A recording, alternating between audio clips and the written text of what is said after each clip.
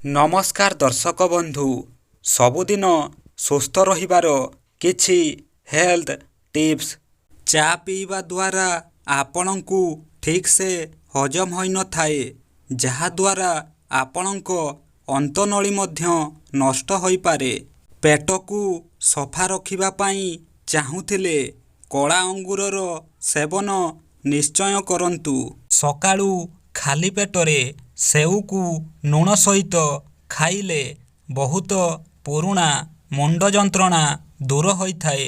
जदि श्वास रोग अछि ताहाले गोटे चामच महु सहित आधा चामच डालचीनी गुंड मिसाई खांतु।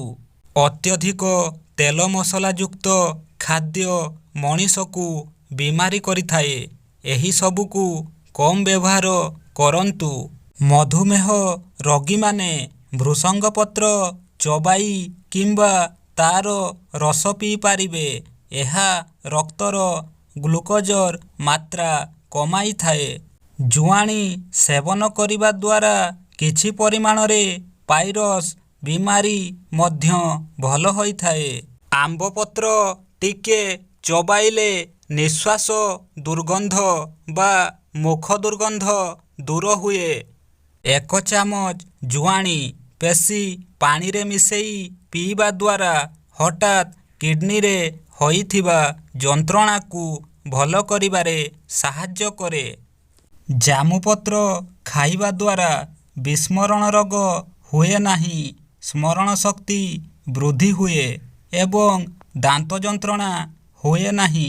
हेकुटी आसीबा समय रे चीनी एक चामच खाई नियंतु, देखिबे हेकुटी आसीबा बंद होई जिवो। सप्ताहकु थरे बा दुई थर कलरा एवं मेथी सेवन भल स्वास्थ्य प्रति अत्यंत आवश्यक।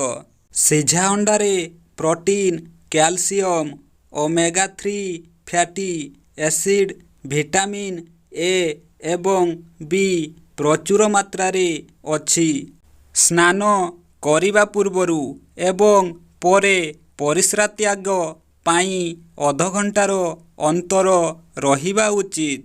किछि व्यक्तिंको शर्करा स्तर रक्तरे अधिक मात्रा रे देखिबाकू मिले। एही समस्या रे सम्मुखीन थिबा व्यक्ति मध्य आखु रस पीवा उचित। फल व क्षीर मिश्रित आहार नेबा उचित नुहे, कारण एही दुहिंकर पाचन क्षमता भिन्न अटे।